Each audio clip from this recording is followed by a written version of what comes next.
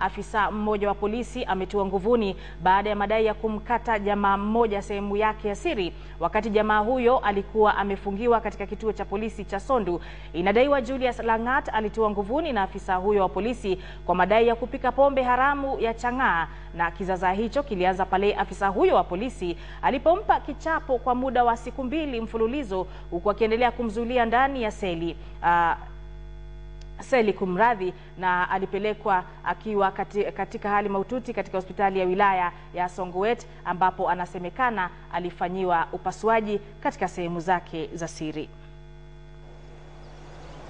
Ni eneo la Songowet na kutoka chumbani humu ni Julius Kipkosgei Langat, mzee ambaye hata kutembea ni tabu.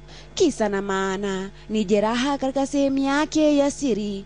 Tarehe 26 ndipo taarifa za uchungu anohisi kwa sasa zilipoanza. Hapa nyumbani kwake inadaiwa alifumaniwa na pombe haramu aina ya chang'aa na afisa mmoja wa polisi kutoka kituo cha polisi cha Sondu.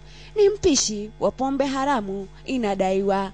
Afisa huyo wa polisi akamtia nguvuni na kisha akamfungia ndani ya seli katika kituo cha polisi cha Sondu kwa muda wa siku 2. Maafisa wa polisi wakampa kichapo cha mbwa na maji kuzidi unga pale anadai hakuamini dhuluma aliyopitia mikononi mwa afisa huyo wa polisi, kukatwa sehemu yake ya siri.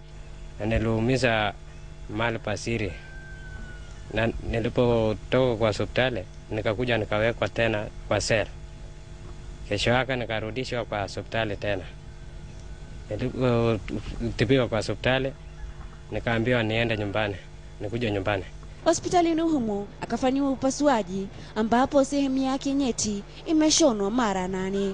Kitabu cha maafisa wa polisi kinachoorodhesha wanaofungiwa seli kinaonyesha alitiwa nguvuni tarehe 29 mwezi uliopita.